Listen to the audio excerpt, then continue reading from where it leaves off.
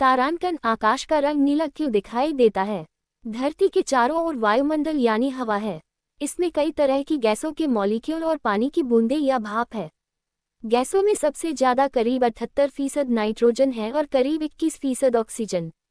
इसके अलावा organ gas और पानी है। इसमें धूल, राख और समुद्री पानी से उठा नमक वगैरह है। हमें अपने आसमान का रंग इन्हीं चीजों की वजह से आसमानी लगता है। दरअसल हम जिसे रंग कहते हैं वह रोशनी है। रोशनी वेव्स या तरंगों में चलती है। हवा में मौजूद चीजें इन वेव्स को रोकती हैं। जो लंबी वेव्स हैं उनमें रुकावट कम आती है। वे धूल के कणों से बड़ी होती हैं, यानी रोशनी की लाल, पीली और नारंगी तरंगें नजर नहीं आती। पर छोटी तरंगों को गैस या धूल के कण रोकते हैं और यह रोशनी टकराकर चारों ओर फैलती है। रोशनी के वर्णक्रम या स्पेक्ट्रम में नीला रंग छोटी तरंगों में चलता है। यही नीला रंग जब फैलता है तो वह आसमान का रंग लगता है। तारांकन तारे टूटते हुए क्यों दिखाई देते हैं? अंतरिक्ष में अनेकों बड़ी बड़ी रचनाएं उपस्थित है जो पृथ्वी से अरबों किलोमीटर की दूरी पर स्थित है, जिन्हें हम तारों के रूप में देखते हैं। जब वे बाहरी अंतरिक्ष से वायुमंडल में प्रवेश करते हैं तो हवा की रगड़ से गर्म होकर चमकने लगते हैं। ये उल्काएं भी कहलाती है। अधिकांश उल्काएं वायुमंडल में पूरी तरह जल जाती हैं, लेकिन कुछ बड़े उल्कापिंड पृथ्वी तक पहुंच जाते हैं। उन्हें जब गिरता हुआ देखते हैं तो हम कहते हैं कि तारा टूट रहा है। तारांकन दिन में तारे दिखाई क्यों नहीं देते हैं? पृथ्वी के चारों ओर सघन वायुमंडल है जो कि सूर्य के प्रकाश के चारों ओर बिखेर देता है, जिससे दिन में आकाश चमकदार हो जाता है तथा तारे दिखाई नहीं देते हैं। जबकि चांद पर जहां वायुमंडल नहीं है वहां दिन में भी तारे देखे जा सकते हैं। तारांकन आसमान में बिजली क्यों चमकती है? बादलों में नमी होती है। यह नमी बादलों में जल के बहुत बारीक कणों के रूप में होती है।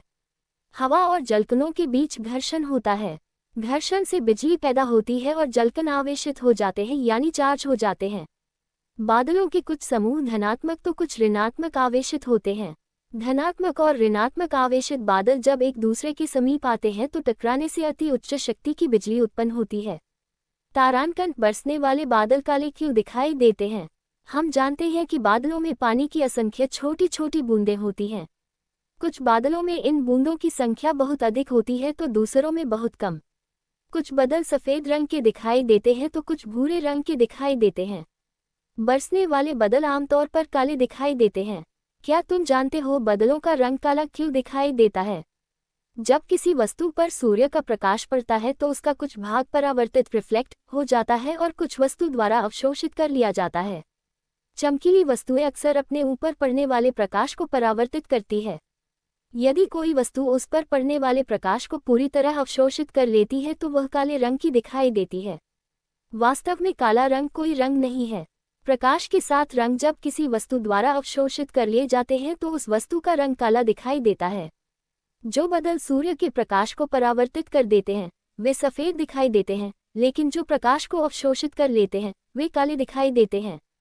बरसने वाले बादलों में पानी की असंख्य बूंदें होती हैं जो प्रकाश के सभी रंगों को अवशोषित कर लेती है, इसलिए बरसने वाले बादलों का रंग काला दिखाई देता है। आकाश में जब ऐसे बादलों की संख्या अधिक होती है तो दिन में भी अंधकार हो जाता है, क्योंकि ये बादल सूर्य के प्रकाश को अवशोषित कर लेते हैं और उसे धरती पर नहीं आने देते। ये बाल बर्फ के बहुत छोटे छोटे कणों से मिलकर बने होते हैं और इनकी ऊंचाई भी बहुत अधिक होती है। बर्फ के कण प्रकाश के लिए पारदर्शक होते हैं, इसलिए कांच की भांति इनमें से प्रकाश आर पार निकल आता है। इसलिए ये चमकीले दिखाई देते हैं।